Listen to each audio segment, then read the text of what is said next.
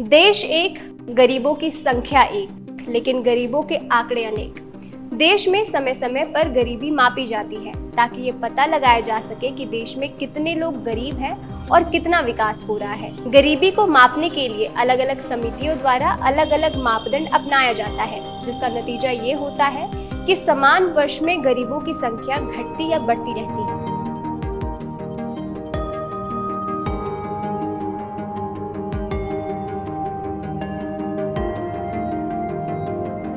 नमस्कार, आप देख रहे हैं विन द फर्स्ट और आज के इस एक्सप्लेनर में हम जानेंगे कि देश में गरीबी को कैसे मापा जाता है और किस आधार पर ये तय किया जाता है कि कोई आदमी या देश गरीब है। गरीबी क्या है? आसान भाषा में कहे तो किसी व्यक्ति को गरीब तब माना जाता है जब उसकी इनकम न्यूनतम स्तर से नीचे चली जाती है, जो उसकी बेसिक फैसिलिटीज को पूरा करने में नाकामयाब हो जाती है।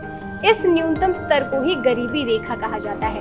और जब किसी व्यक्ति या उसके परिवार की आय या खपत न्यूनतम स्तर से नीचे गिर जाती है तो उसे गरीबी रेखा से नीचे माना जाता है। गरीबों को मापने का मापदंड क्या होना चाहिए, यानी कि किस बेसिस पर, किस आधार पर गरीबी को मेजर करना चाहिए। इस टॉपिक को लेकर देश में कई बार सवाल उठते आए हैं, जैसे कि गरीबी को मापने के लिए सिर्फ आय को देखना चाहिए या फिर जीवन के दूसरे पहलुओं जैसे शिक्षा, स्वास्थ्य या दूसरी बेसिक फैसिलिटीज को भी देखना चाहिए। वर्तमान में जो मानक भारत में चल रही है उसे तेंदुलकर कमेटी ने तय किया था। ये कमेटी 2005 में योजना आयोग ने बनाई थी, जिसके अनुसार ग्रामीण इलाकों में प्रतिदिन 27 रुपए से कम खर्च करने वाले और शहरी इलाकों में प्रतिदिन 33 रुपए से कम खर्च करने वाले व्यक्ति को गरीबी रेखा के नीचे रखा गया, जिसके अनुसार 2014 में देश में 21.9% लोगों को गरीबी रेखा से नीचे पाया गया। वहीं 2012 में रंगराजन कमेटी का गठन किया गया, जिसके अनुसार ग्रामीण इलाके में प्रतिदिन 32 रुपए से कम खर्च करने वाले और शहरी इलाकों में प्रतिदिन 47 रुपए से कम खर्च करने वाले व्यक्ति को गरीबी रेखा के नीचे रखा गया। जिसके बाद उसी साल 2014 में रिपोर्ट निकाली गई और पता चला कि देश में 29.5% लोग गरीबी रेखा से नीचे थे। हालांकि सरकार ने रंगराजन कमेटी की रिपोर्ट्स को माना नहीं। वर्तमान की बात करें तो एसबीआई बैंक ने तेंदुलकर कमेटी के मानक के अकॉर्डिंग वर्तमान की महंगाई दर को देखते हुए एक मानक बनाया, जिसके अनुसार ग्रामीण इलाके में प्रतिदिन 54 रुपए से कम खर्च करने वाले और शहरी इलाके में प्रतिदिन 64 रुपए से कम खर्च करने वाले व्यक्ति को गरीबी रेखा के नीचे रखा गया, जिसके अनुसार 2022-23 में 7 करोड़ लोग गरीबी रेखा के नीचे पाए गए। Ministry of statistic and programme implementation के household consumption expenditure survey के अनुसार 2022-23 में सिर्फ 2.2% लोग ही गरीबी रेखा के नीचे थे, यानी कि देश की कुल आबादी के सिर्फ 3 करोड़ लोग ही गरीबी रेखा के नीचे माने गए। इस आंकड़े का आधार IPL यानी कि इंटरनेशनल पॉवर्टी इंडेक्स था, जिसे कि वर्ल्ड बैंक डिसाइड करती है। वर्ल्ड बैंक के अनुसार यदि कोई व्यक्ति प्रतिदिन $1.90 यानी कि 158 रुपए से कम खर्च करता है तो वह गरीबी रेखा के नीचे आएगा। इस तरह आप देख सकते हैं कि एक ही साल 2022-23 में वर्ल्ड बैंक के हाउस होल्ड कंजप्शन एक्सपेंडिचर सर्वे ने सिर्फ 3 करोड़ लोगों को ही गरीब माना, जबकि सरकार की योजना आयोग, जो वर्तमान में नीति आयोग हो गया है, उसने अपनी रिपोर्ट में 7 करोड़ लोगों को गरीबी रेखा के नीचे माना है।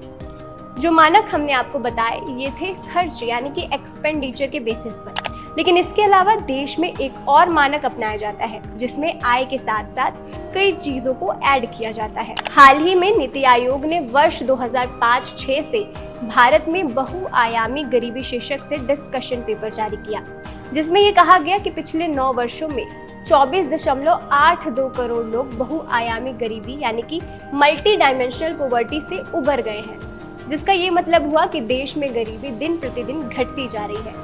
लेकिन ये मल्टी डायमेंशनल पॉवर्टी इंडेक्स यानी कि बहुआयामी गरीबी सूचकांक क्या होता है? दरअसल राष्ट्रीय बहुआयामी गरीबी स्वास्थ्य, शिक्षा और जीवन स्तर का आकलन करता है, जिनमें 12 सतत विकास लक्ष्य संरेखित संकेतकों यानी कि sustainable development goal aligned indicator शामिल किए जाते हैं और इन्हीं 12 इंडिकेटर के बेसिस पर ये मापा जाता है कि आप गरीब हैं या नहीं। इन 12 इंडिकेटर्स में न्यूट्रिशन यानी कि पोषण, मैटरनल हेल्थ, मातृ स्वास्थ्य, चाइल्ड एंड एडोलसेंट मोर्टेलिटी यानी कि बाल और किशोर मृत्यु दर, ईयर्स ऑफ स्कूलिंग, स्कूली शिक्षा के वर्ष, स्कूल अटेंडेंस, स्कूल में उपस्थिति, कुकिंग फ्यूल, पकाने का ईंधन, सैनिटेशन, स्वच्छता, ड्रिंकिंग वाटर, पेयजल, इलेक्ट्रिसिटी, ऊर्जा, एसेट्स, संपत्ति और बैंक अकाउंट यानी कि बैंक खाते शामिल किए जाते हैं। MPI यानी कि मल्टी डायमेंशनल पॉवर्टी इंडेक्स वैश्विक कार्यप्रणाली एल्कायर और फोस्टर पद्धति पर आधारित है, जो कि गरीबी का आकलन करने के लिए डिजाइन किया गया है। इसमें मैट्रिक्स के आधार पर लोगों की गरीबी के रूप में पहचान की जाती है। याद रखिए, मैट्रिक प्रणाली माप की एक प्रणाली होती है जिसका उपयोग यूनाइटेड किंगडम के साथ साथ दुनिया भर के लगभग हर देश में किया जाता है। हालांकि राष्ट्रीय MPI में 12 इंडिकेटर्स को शामिल किया गया है, जबकि वैश्विक MPI में 10 से 12 इंडिकेटर्स को शामिल किया गया है। विगत 9 सालों में यानी कि वर्ष 2013-14 से वर्ष 2022-23 में लगभग 24.82 करोड़ लोग MPI की सिचुएशन से बाहर आए हैं, जिसका श्रेय सरकार की विभिन्न पहलों को जाता है। मल्टी डायमेंशनल पॉवर्टी इंडेक्स के अनुसार साल 2022-23 में देश के 11.28% लोग गरीबी रेखा यानी कि पॉवर्टी लाइन के नीचे थे, जिसका मतलब ये हुआ कि देश के लगभग 15 करोड़ लोग अभी भी गरीब हैं। नीति आयोग के अनुसार गरीबी का ये आंकड़ा 2013-14 में 29.17% था, जो कि 2022-23 में घटकर 11.28% हो गया है। इतना ही नहीं, देश के ऐसे 4 राज्य हैं जिनमें गरीबी तेजी से गिरी है, जिनमें सबसे ज्यादा 5.94 करोड़ लोग उत्तर प्रदेश के हैं। उसके बाद बिहार में 3.77 करोड़, मध्य प्रदेश में 2.30 करोड़ और राजस्थान में 1.87 करोड़ लोगों की गरीबी के स्तर में सुधार हुआ है। इसके अलावा ये उम्मीदें हैं कि देश जल्द ही गरीबी मापने के लिए नए मापदंड को अपनाने वाला है, जो कि HCES यानी कि हाउस होल्ड कंजप्शन एक्सपेंडिचर सर्वे पर आधारित होगा। इस तरह आपने देखा कि देश में गरीबी को मापने के लिए अलग अलग मापदंड अपनाए जाते हैं, जिससे आंकड़ों में करोड़ों का अंतर देखने को मिलता है। गरीबों की संख्या मापने के लिए आपको कौन सा मापदंड अच्छा लगा, हमें कमेंट सेक्शन में जरूर बताएं और ऐसे ही एक्सप्लेनर्स के लिए देखते रहिए विन द फर्स्ट।